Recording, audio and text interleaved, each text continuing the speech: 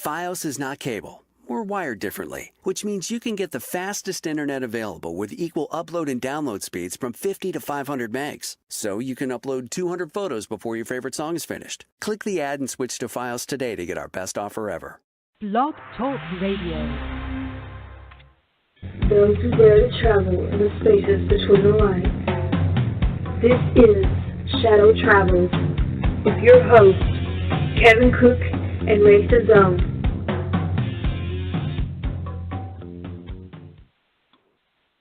Hey everybody, and welcome to this week's episode of Shadow Travels. We hopefully have a good episode for you this week. We're waiting on our guest, Jason, a man by the name of Jason Quitt. If you saw our ad this week that we've posted on Facebook and everywhere else, Jason's an author. He's had books written about him. He is, in his own words, an interdimensional time traveler. And that's kind of the focus of what the show is. So we're hoping that he's going to be able to join us. He said he would, so we'll kind of keep tabs on that. And, of course, as soon as he calls in, we will have him on. But I'll say hello to Ray. Welcome, Ray. All right. Hello, everybody. Happy Tuesday night.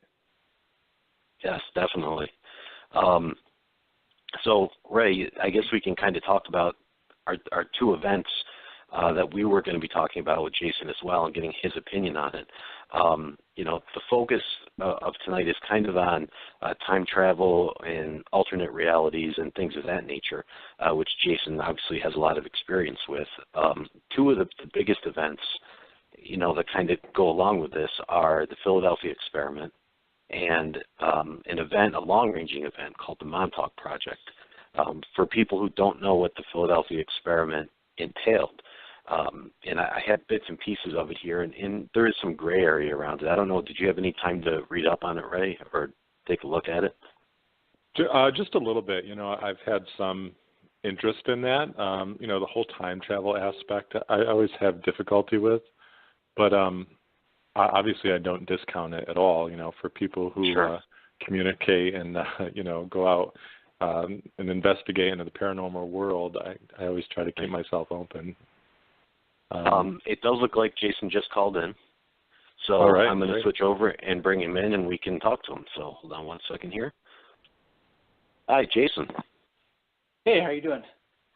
Good. How are you? Pretty good. Great. Thanks so much for joining us tonight. We really appreciate it. This is Kevin, and Ray is also online. Good Hello, to be here. Jason. Welcome. Thank you. Thank you.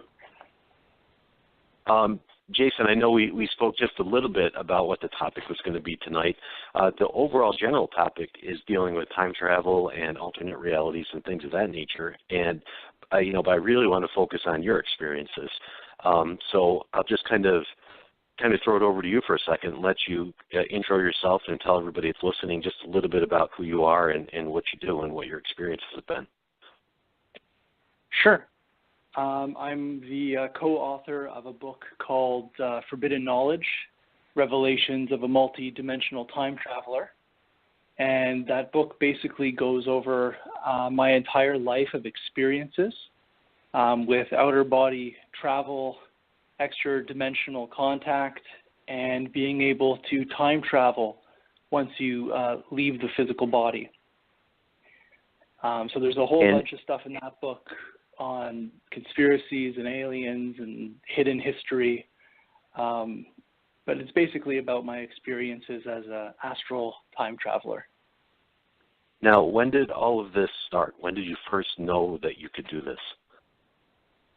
I would say that I've been doing it my whole life, but I was not aware that I was doing it.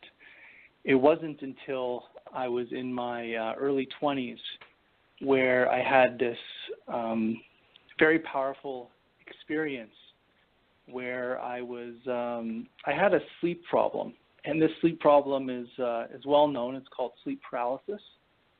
Sure. And this would happen to me almost every single night.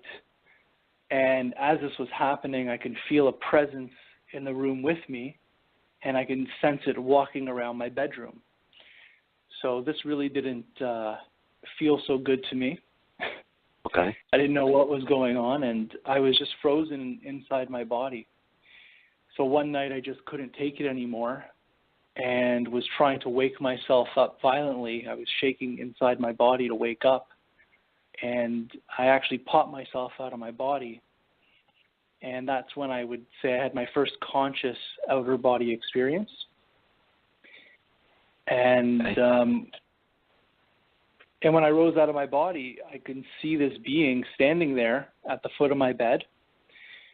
And it actually scared me so much to see this and to be out of my body that I got sucked back in and woke up.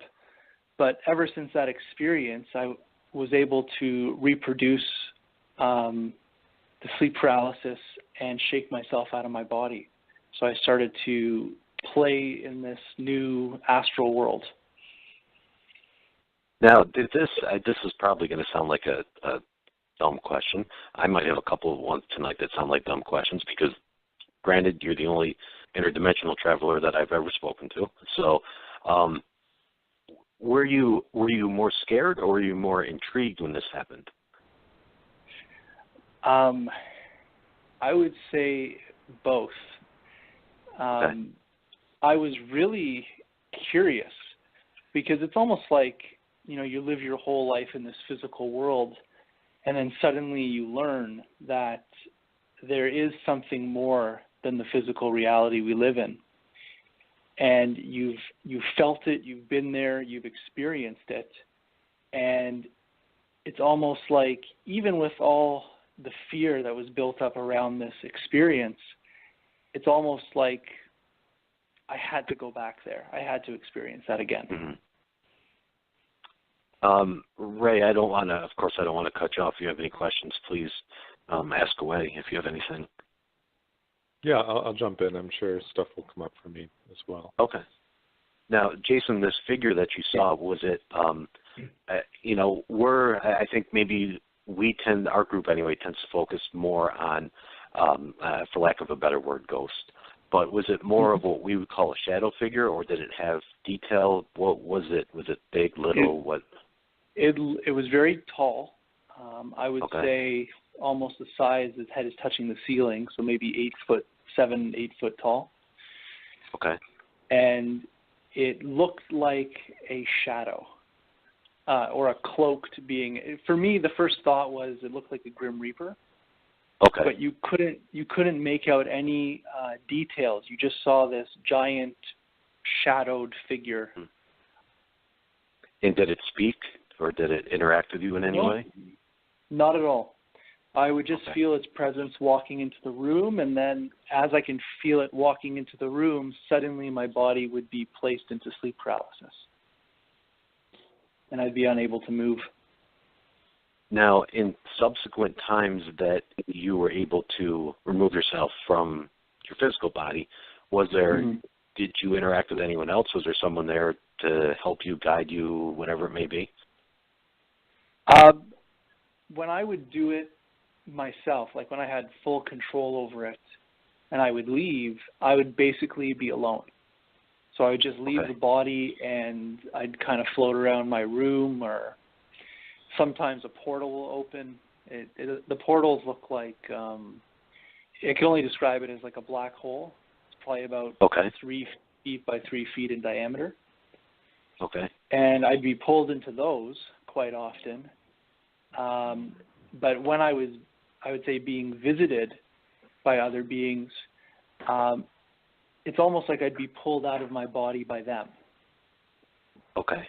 So now that I'm like part of that world or exploring that world, sometimes I'll be dreaming in the middle of the night, like just having a normal sleep, and then suddenly I'll feel something in my room and I'd feel it kind of rip me out of my body to take me somewhere. Now, did you have a choice as to where you went, or it was just completely at random, even when you were sucked through the black hole? Did you not have any idea where you would eventually wind up? That's right. It was completely random to me. I felt like I had zero control over the situation or where I was going. But for me, it was like the coolest experience. Like, it was just, I was having so much fun just being out of my body to experience what that's like. that I was just trying to hold my consciousness in awareness so that Right. I remember everything that happens to me while I'm out. Now, I know that I did read through your bio, and I want to let you obviously talk more about your experiences, but you say in your bio that you, I guess you could say, jumped timelines or visited many different timelines, and this is our first show about time travel or alternate realities or whatever you want to call them. Do you want to kind of tell everybody that's listening the distinction between maybe, time travel and an actual timeline? I know that there can be a very fine distinction, whereas, for just lack of a better example, in this world I own a red car, in the other timeline I own a blue car, but everything else is the same or something along those lines. Right. Well, see, what I believe is that, like, we experience time going through a linear fashion here in a physical sense. So we're born, we live a certain time, we get pulled a long time, and then we die. When you're out of this dimension, so let's say I'm out of my body now, the laws of time and space no longer apply. So from that reality, all of time and space is happening right now. Which means if I want to go into the future has already happened. It's already being played out. Everything's being played out at once. So my consciousness can go there and I can observe. So when I go to these future timelines, it's not like I'm a physical person walking around. I would consider myself, if you saw me in another timeline, you may think I'm a shadow person. I had a couple questions down the line, but I was going to get there definitely. Right. Yep. So this go ahead. Go ahead. Okay, so I was just going to say is that the beings that would come to me to pull me out of my body, they looked like shadow beings. So out of my body, I would just assume that I looked like them. So if we were to see, let's say we're on an investigation and we see a shadow figure, we're not really seeing a ghost. What we're seeing is someone from a different timeline. I would say a different timeline or different dimension. Or a different dimension. Okay. Yeah, I would say it would be a dimensional being. Okay. Now, is there the places that they bring you, is there a reason that they bring you to those specific timelines or specific places? Absolutely. For example, they would be taking me to different future possibilities or probabilities. Like, I'll never say that the future is written because I really don't believe that. I believe that when we go forward in time from our standpoint in this point in history, if we go forward into the future, that is just a probability that we're seeing, a possible future timeline. So now, what let me ask you. I was just going to ask you while I'm thinking of it because I'll forget. So let's say you went ahead and encountered a possible future. If you were to come back and do something different, would that mean that it would alter that future and you might go to a different one? I'm not sure if I'm asking the question right. Is everything that we do, is that right? You're absolutely correct. So if I think it's I'll say a defense mechanism. So let's say, for example, you get a vision. I'm not even talking like time travel. You get a vision of a future event. And then you change the way you live your life, and when that time comes, that event doesn't happen. Because I think the simple act of observing it, and you know that something's happening, it changes your path in the past, which will change the future. Did any of these future visits, in your opinion, were they done on purpose so you would change something in your current life?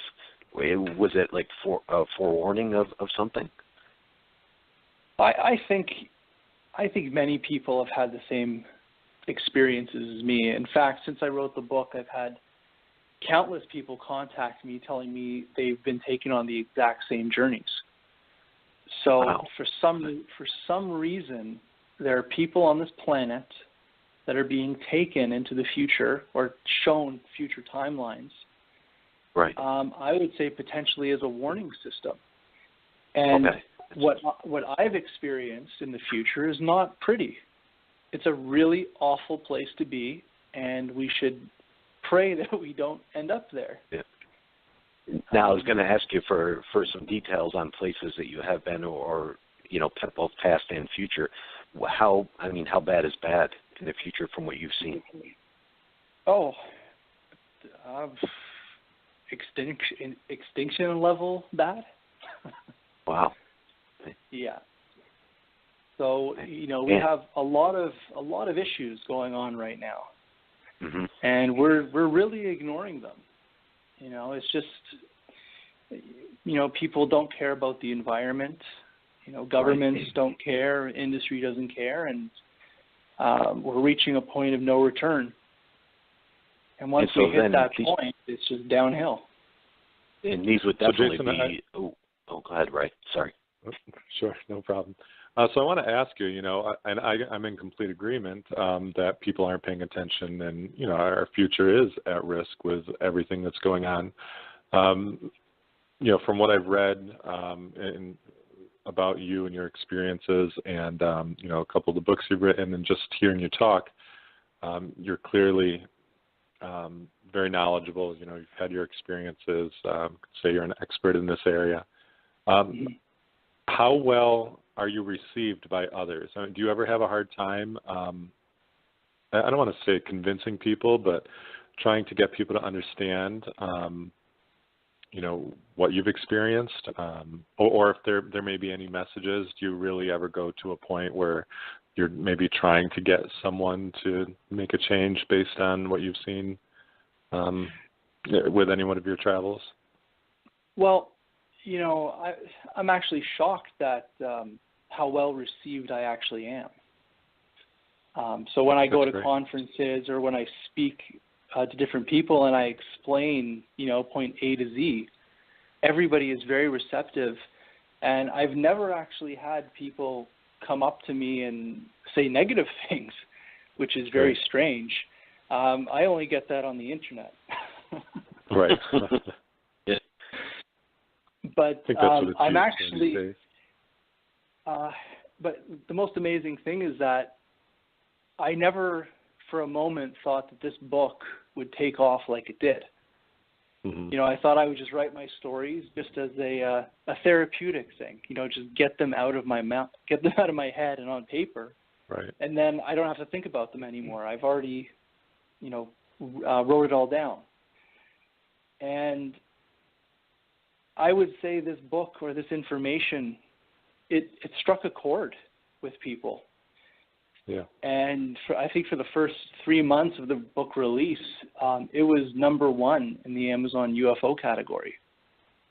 And it just stayed there. So actually, I'll make this announcement on your show. I'm working on another book with, and it's great we're talking about time travel, because the next book that's coming out, which is coming out in September, so very soon, is a book with myself, Bob Mitchell, which was the co-author of Forbidden Knowledge with me, mm-hmm. and the real time-traveling icon, John Titor. Yeah, I was going to bring him up. And now, this John Titor is not the John Titor that came forward in 2000. It's a completely other guy, which is very strange in itself. Yes, it is. And I was just a very short segue into that for those listening who don't know who he is. Very long story short, he showed up on a message board like you said, in 2012, claiming that he was a time traveler. He was here from, I'm going to get the year wrong, but it was around 2050 or so, somewhere in there, I think. 2036. 2036, okay. and he had actually come back to get a part from a 1975 IBM computer, I believe, and these are the messages he was communicating to people on the message board, and these messages went on for quite a bit, and he provided a lot of substantial information. So, can you? And then he kind of, after about a year, he kind of disappeared, so to speak, off the message board. So, So the one that you know, Jason, is not the same one that was posting on the message board. Not at all. He doesn't know who that person was. A couple people tried to investigate it, and it came up that it was a lawyer from Florida, actually. Really? So, okay. Really, yeah. So is it a cruel joke? Is it disinformation? I don't know, but when you really read the original John Titor's information, which is available online, right. He made a lot of predictions, which none of them came true. And he also, talked about how he time traveled, which is, I'll just have to say, a complete fantasy. That is not how it works. So I would say that, I've been working on this book for the past 4 or 5 months now, and I've been in contact with John Titor about, I would say about 6 to 8 hours a week. I've been talking to him. So we've had a lot of conversations over the past couple of months, and the information that this person is bringing forward is beyond anything that I found on the internet. So I can't wait to read it. What when it comes out again? Oh yes, and when it comes out, I think it's going to really push some buttons. And we know people are going to attack this story like crazy, because if it's true, it's literally a slap in the face to the whole industry of UFOs and conspiracy and all this stuff. It's basically disclosure in a book. So let me ask you, because I'll be the first to admit it, UFOs are not necessarily our forte with our group. So we know a little bit about them, probably as much as the general public knows. How do they tie in with what happened to you, or do they tie in with the idea of time travel, or do they not? I would say they do not tie into my story. Okay. My story is, I believe that the human being or consciousness itself is far more advanced than spaceships, and if we wanted to travel to other planets, we can just leave our bodies and go there. So I think we're a little more advanced, but with the John Titor story, we're talking about physicality. We're not talking about other dimensions. Okay, and I was going to ask you to make that distinction too. So the other dimensions is what happened to you. The time travel is what's going to be written about in the book. Okay. Yeah, so my time travel is multidimensional, whereas John Titor's time travel is very physical. So if you don't mind, go ahead. Right, so we get into, how that works and the history of that and how that came about in the new book coming out. Unfortunately, I can't share that information just yet, but I can shortly in September. Yeah. Okay. Understandable. That's great. We'll definitely be looking for it. Absolutely. While I have a second, I should have done this at the beginning. If anybody's listening and would like to call in and ask Jason a question or have a comment on anything, of course, you can call in area code 516-387-1922, or you can also message us on the Shadow Travels Facebook page or on the Syracuse Area Paranormal page as well. So we'd be happy to take your questions. Jason, to kind of segue into this, we can relieve you a little bit of talking about your experiences, but since we're kind of shifting gears over to time travel, I don't know if you're familiar or have heard about the Philadelphia experiment. I'm assuming probably, since you're kind of up on this. So for those people who are listening that don't know, in a general sense, a general synopsis of the story, I guess, is the Philadelphia experiment allegedly happens at the Philadelphia Naval Shipyard on October 28th of 1943. There was a Navy destroyer called the USS Eldridge, and the Navy was attempting to cloak the ship against enemy radar. And again, this is all allegedly, supposedly based on eyewitness accounts. What happens instead is, the first time they try to do this is they actually make the ship physically disappear and then reappear, actually make it invisible and then make it reappear. And when it reappears, there's witnesses noted a greenish fog and some very disturbing things. Some of the crew members had severe nausea. Some reappeared embedded into the ship itself. And yet they go ahead and they try this again. And this time when they repeat the experiment, the Eldridge actually disappears in a flash of blue light, and it teleports to Norfolk, Virginia. And it's witnessed by men on board another Navy ship called the SS Andrew Furses. The Eldridge then vanishes and then reappears back in Philadelphia about 10 minutes later. And the same thing, some crew members allegedly rematerialized inside out or refused to the ship or went insane. Kind of terrible things along that. In the Navy, of course, they deny this, that it ever happens. The records indicate that the Eldridge never docked in Philadelphia. And years later, there's people that came forward that said that they were actually part of this or witnessed this. So that's kind of the synopsis of the event. So in your opinion, Jason, based on what you know about time travel and interdimensional things, is this a possibility that something like this could have happened? It's more than a possibility, and it's exactly the right time in history for it to happen. I don't know if you're familiar with the work of Nikola Tesla. A little bit, yeah, of course. But I would say that he would be the person that would be tied into this information. And Nikola Tesla is an inventor. He created or got the patents for AC electricity, created what we know as the Tesla coils, and about 400 other patents, which we really don't know about. And basically, he was a genius. So the only problem with the whole Tesla connection to this is he died the same year as that. So he would have been 87 years old.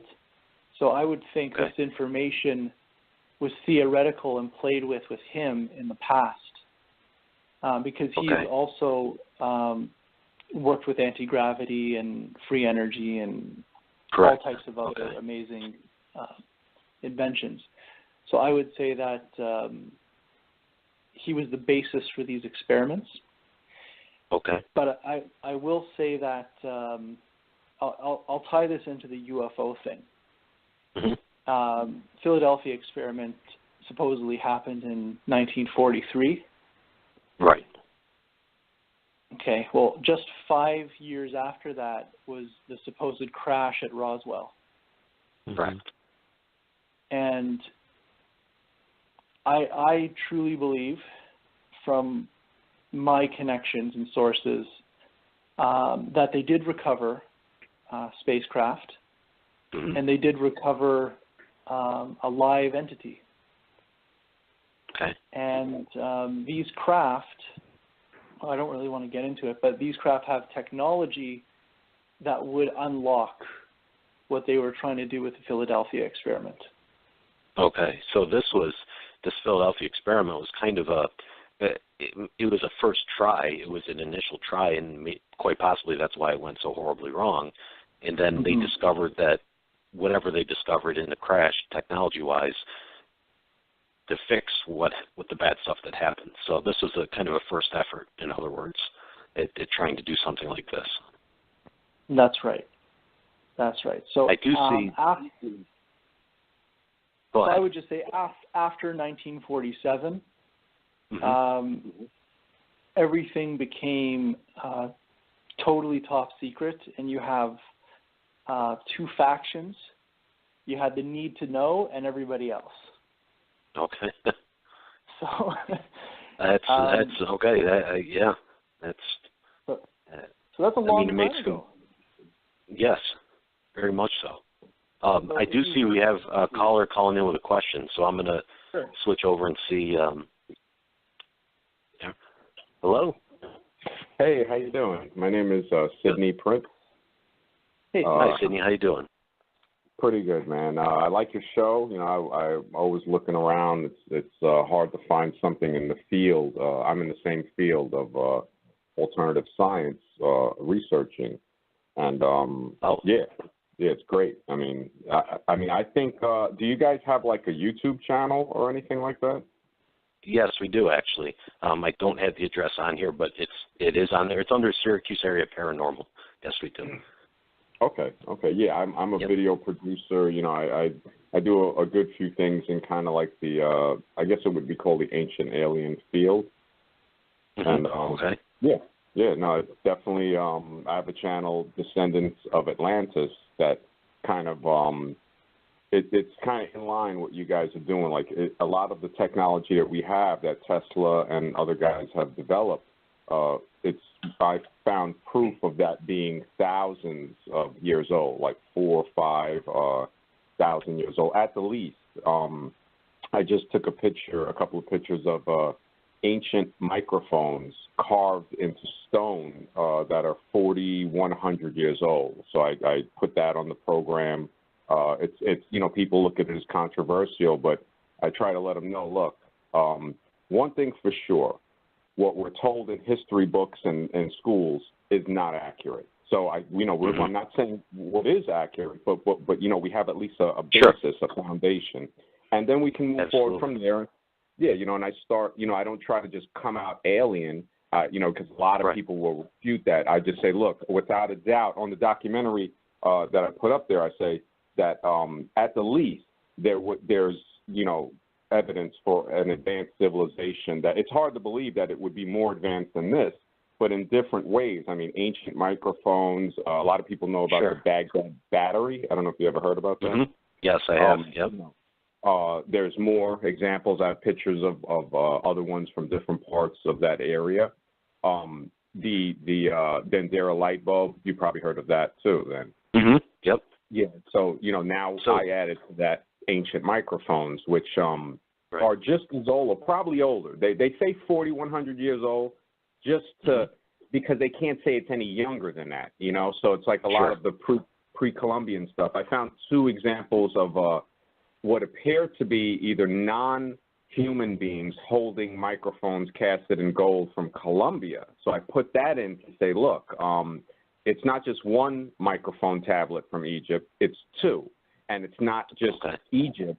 There's another culture that's thousands of miles away, Colombia, that those have even been casted in the 1st century. You know, so yeah, I just wanted to mention that. I didn't want to take up too much of it. No, that's fine. And actually, I was just going to ask Jason. Jason, I know I read in your bio to kind of go with what Sidney's saying that you, and correct me if I'm wrong, but you have visited Atlantis. Yeah. So, you know, just to add to Sidney's comment, we don't know our history. We don't know our history, and technology was around since the beginning of mankind. In fact, mankind, I would say, would be created from technology, from more advanced beings. So there's nothing new under the sun. And, you know, we're talking, okay, if we talk Atlantis, we're talking, you know, 50,000 to 12,000 years ago. That's not the first time that we've had high civilization on this planet, and it probably won't be the last. So, all these civilizations get wiped out and they restart. Did you witness anything like Sidney was talking about with, say, microphones or, you know, a specific piece of advanced technology? Did you ever witness anything? Yeah, they had a show called Atlantean Idol. No, really? I didn't witness any. I didn't witness any microphones, but that's not to say that technology like that did not exist. They had things that would be considered Tesla towers. They had, I would call them obelisks and pyramids, and they'd use a worldwide energy grid. They used things similar to Tesla towers that would modify and control the weather. And we still use that too, and it's called HARP. Those are Tesla towers. Okay. Oh, so okay. We've been using the same types of technology since the beginning, and if you look in recorded history or biblical texts, technology would be considered magic or miracles from gods. But it was most likely technology that was used by more advanced species that was on the planet at that time. Wow. So I'm going to say that obviously you've seen the hieroglyphics of that look like helicopters or modern day technology. Then those are accurate. Maybe they even had time travel. Sure, exactly. Sydney, thank you. I just wanted to thank Sydney for calling in and offering those examples. And I'm glad that we got somebody to call in tonight that has a commonality of what we're talking about. That's fantastic. I did want to bring up, Jason, the next thing that kind of ties in with, and I guess this is pretty cool because we're actually going in a nice logical order here tonight. Are you familiar with the Montauk Project? I am. Okay. So again, an even quicker synopsis, I suppose, of the Montauk Project for those people that are listening in. This project, again, allegedly runs from, 1943, okay, to about 1983. Okay. You got about 40-some years in there. Montauk is out at the very end of Long Island, okay, and there was an air base out there called Camp Hero at the Montauk Air Force Station. And again, allegedly there were secret U.S. government projects that were conducted there in these bunkers, in these tunnels. And it was used as a radar station, a legit radar station, for a very short period of time, and then kind of closed right up. And how we get the knowledge of this is in the early 1980s, a man by the name of Preston Nichols comes forward. He's an electrical engineer. He's a psychologist. And he claimed to be experiencing recovered, repressed memories of his own involvement. And he believes that him himself, as well as some others, had been kidnapped and brought there. Some people were recruited to work there. Other names that he brings up are Al Belak, a man by the name of Stuart Swerdlow, and supposedly they all actually interacted, and in both good and bad, interacted with aliens there. And the basis of the basis of the experiments were mostly psychological warfare type stuff, but they did get into some instances of time travel there. What are your thoughts on that? I'm assuming that you believe that is what occurred there. Would you agree? I would agree. I'd also just like to add that I have a very close friend that has spent a lot of time with Preston Nichols at his home. Okay. So I've heard some quite incredible stories from my friend about Preston, and there is nothing that leads me to believe that he's making this up. That was going to be my next question, because undoubtedly, in all fairness, these are some incredible stories that he has. I mean, they really are.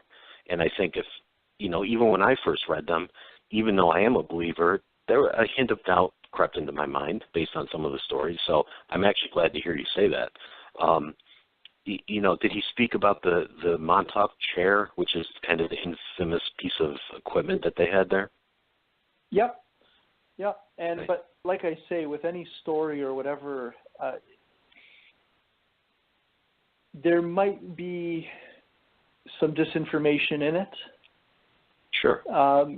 There could be implanted memories, because that was the nature of the program as well, for manipulation.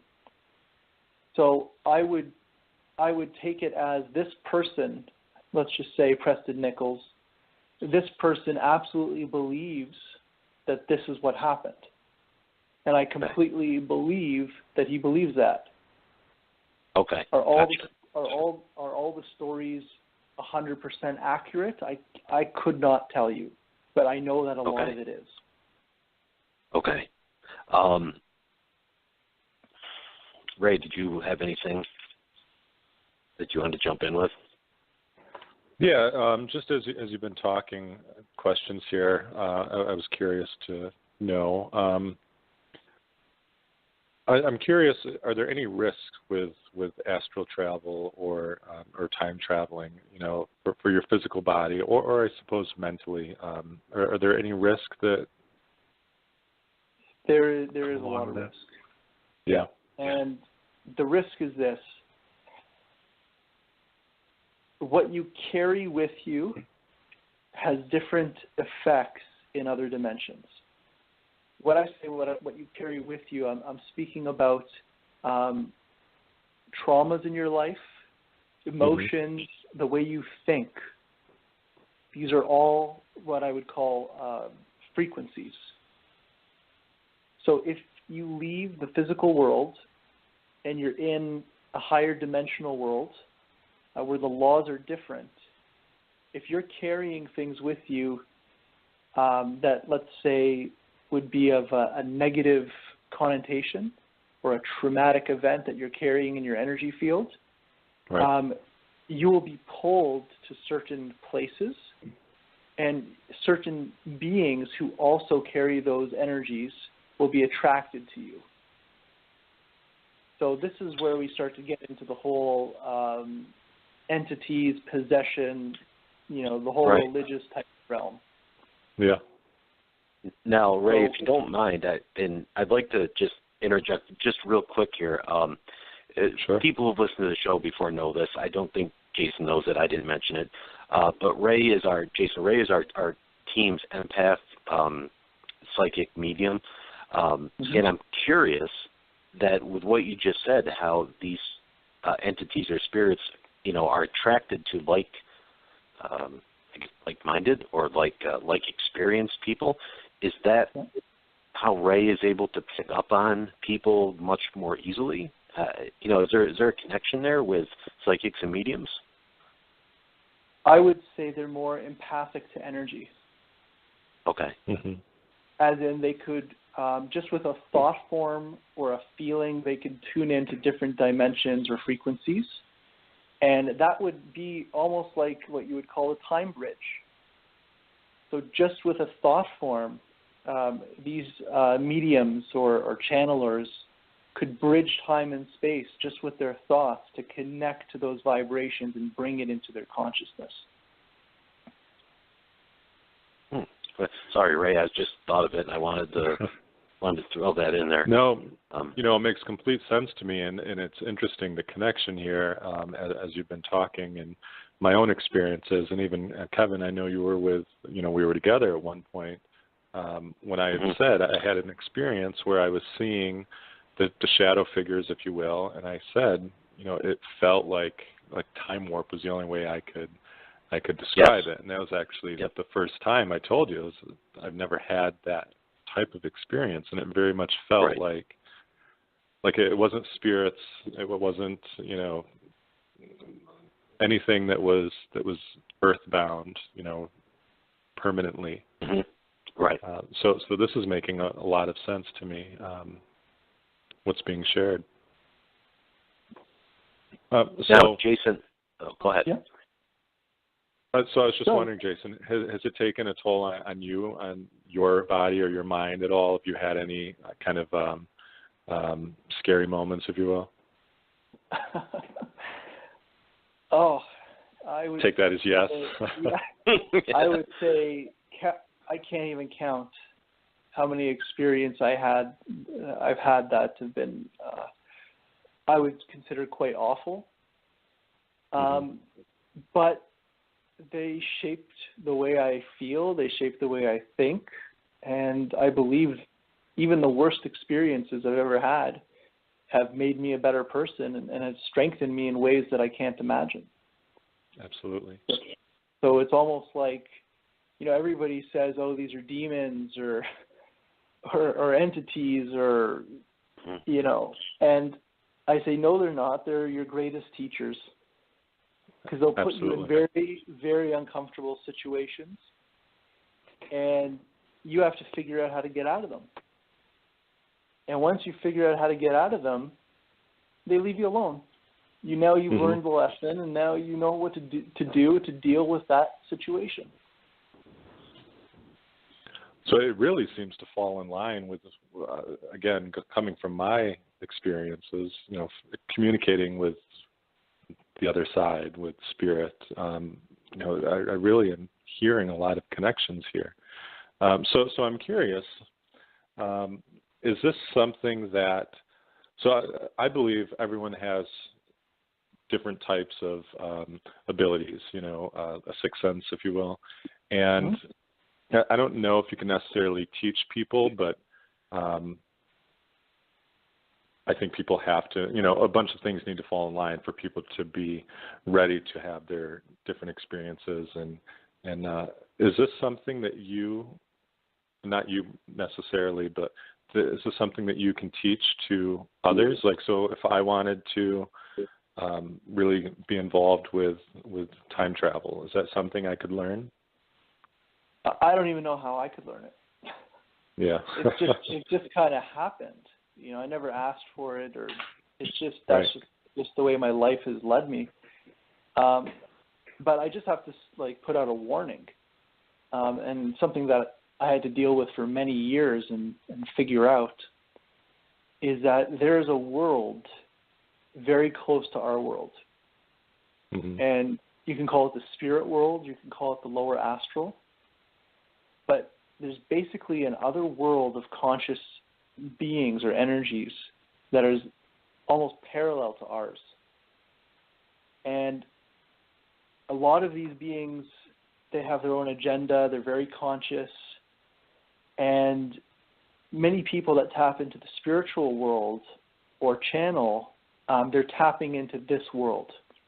Unfortunately, it's a very low dimension, and this is why we have to be very careful about who we're trying to connect with or what information is being channeled through us, because there's lots and lots of beings in that world that would love to tell you that they're God, and then you're their disciple and you have to listen to them. And I'm being very serious about that. It's very manipulative. Yeah. So we have to learn how to navigate out of that. Do you think that that's what is recognized in our dimension as the quote-unquote demon? Is that, from our experiences, people always think that their house is haunted by a demon or something. Do you think that that's what they're actually experiencing, those lower level astral beings? 100%. Okay. I just believe, when we think of it from a religious standpoint or a biblical standpoint, these are just other words of describing what people are encountering now. Right. Okay. Yeah. So it's, like I say, it's been here as long as we have, even longer. And when we do pass, when we do leave our body, we do enter into the next, I would say, the next dimension or the next reality. And, people can get quite overwhelmed to go over there. So for people that everybody is going to die eventually. We have to put the right intention out when we die to call on different beings that have experience in moving through those levels of consciousness to assist you. And most people, when they die, their family or friends or loved ones will come to them and take them. Right. Which is a great way of bypassing all this other garbage. Right. I'm comprehending taking this all in. This is amazing. It's a lot. It's amazing, I guess, how much deeper it is than you would ever imagine. Now I know too from reading your bio, Jason, that not everything, of course, you encountered was negative. You actually learned, or you were taught healing techniques. Yes. And this was also part of the time travel aspect. And I would say it would be past life time travel. Okay. Whereas, for example, when these beings started to communicate with me, they would communicate that I need to heal myself. And I think that was the most important message. I needed to heal. And they guided me into a practice called Qigong, which is an Eastern practice of moving energy. Let's say that it's like you see the Tai Chi people in the park. And I was guided into that. And eventually I was actually taken back in time, I would say, to a life in Egypt.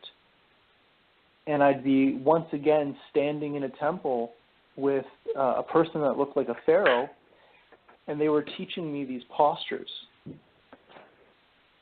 So it was almost like I was remembering or going back in time to another life where I learned this healing system, so that when I came back to this physical world, I remembered what I had learned in Egypt, and I started to practice those systems. So it's almost like you're bringing that lifetime or that information from another life, you're bringing it back into this life. Now, this information... The wounded warrior. Yes. Go ahead. That's right. So I want to ask... go ahead. Oh, sorry. So I wanted to ask this. You mentioned, Atlantis has been mentioned in ancient Egypt. We talked about the future. Is there a place that has really been life-changing? I'm sure all of them, but I guess maybe more of you've learned the most, or maybe a favorite place that you've traveled to? I think I would have a different answer for you if I spoke to you every year of my life. Right. But I'll say the corny answer. This life right here. This is the most interesting life. I was not expecting that, so that was a good answer. Yeah. Well, from this life, I have access to all the others, don't I? That's true. Point. That's a good point. Yeah. Yes. Jason, how do I ask this? What's the most recent in the past you've traveled? In other words, is it possible to go back just a couple of years, or does it always seem to be 100 years or 200 years? Is there? No. I mean, but like I say, it has to. I think it has to do with healing or learning a lesson. So let's say I had to learn something, or I had to experience something in my physical life here. Suddenly, those memories or information will come back to me, either to be healed or to help me on my path on this life. I would say the last place I went to was actually World War II Germany, and I was a part of a Nazi secret soldier. No, it's not a secret soldier. What do they call a super soldier program? That was not a nice. That was not a nice journey for me to go back there. I can imagine. Yeah, that was very painful. It stayed with me for quite a while when I came back. Now, what would be the lesson? What would be the lesson that they would want you to take from that? I mean, it seems to me that obviously, historically speaking, obviously Nazi Germany doesn't win. So what was the lesson that they wanted you to learn from that, do you think? I have a couple answers for that, but it wouldn't make sense if I said them. Okay. But I would just say that one of the things that I realized was, one, I had a part in it, which means I'm karmically tied. Okay. And two, I realized that this information, or what we were doing back then, this was tied to very ancient stuff that was going on in Egypt. Okay. So it was almost like secret information or hidden technology from our past was found and used in Germany, and it was kept very secret. And I had a part in that.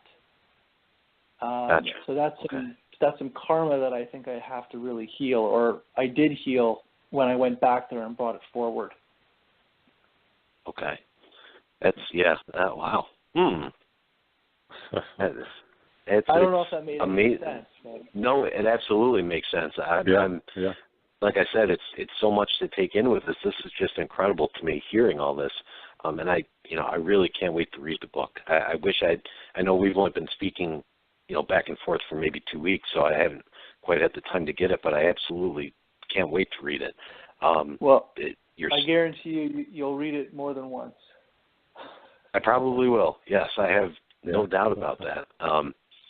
Is there anything, I know we spoke about, it to kind of do a little wrap up here, you spoke about how we're not taking care of, you've been shown that we're not taking care of the earth, that we're not doing things we're supposed to do.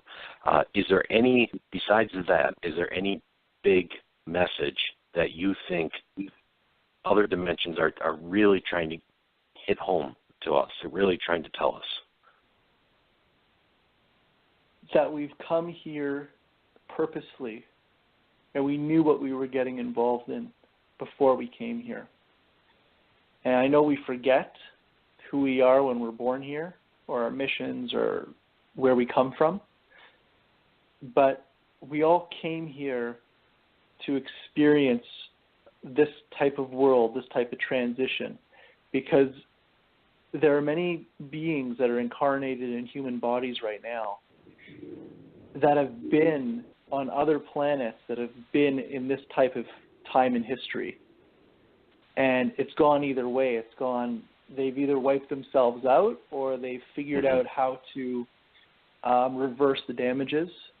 And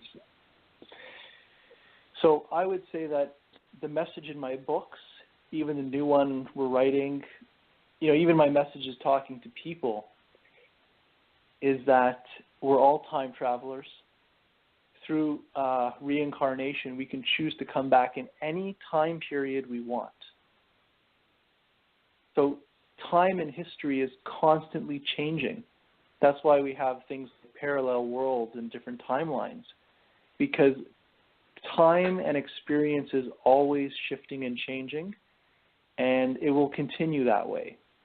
So if we don't get this lesson now, I'm sure we will be able to be reborn again and try to change the timeline again. And try it again. This has been absolutely fascinating. I really can't thank you enough for coming on with us tonight. I want to give you a chance just to let everybody know how they can check out your website, how they can check out your book. So if you want to go ahead and relay that information, please go ahead and let everybody know. Sure. My website is thecrystalsun.com. That's thecrystalsun, sun.com. And my book is Forbidden Knowledge, Revelations of a Multidimensional Time Traveler, and you can get that on Amazon.com. Fantastic. We would love to have you come back on with us sometime again if you'd like. This was great, and we had a great time talking to you. Sure. Thank you for having me. Yeah, Jason, I really appreciate it. I checked out your Facebook page too, The Crystal Sun, so I want to encourage people to go to your page and check that out. There's great information on there, and it looks like they can, keep up with anything that's being provided as far as book information, appearances, things like that. So I encourage people to check that out, and I'll definitely be looking at. Yeah, go ahead. And the next book, Disclosed, Chronicles of John Titor II, which is coming out September 30th, that is going to change the entire UFO community. That book has a lot of things in there that have never been revealed. I'm excited to read it. Fantastic. Yes. Jason, have a great night, and we look forward to talking to you again sometime maybe in the next couple of weeks. Sure. Thank you, and we'll be in touch. Sounds good. Thanks a lot. Yeah. Have a great night. Bye. All right, Ray, we got to call it quits for this week, so we'll send it over to April and Carrie with Freaks and Geeks. But I love this show. One of my favorite by far. Yeah, I have a lot here. I take my notes, and oh gosh, I just added about 3 or 4 more books to my book pile, and absolutely a lot of things to research here. All right, thanks everybody. We'll catch up with you next week, and have a great night and a good rest of your week.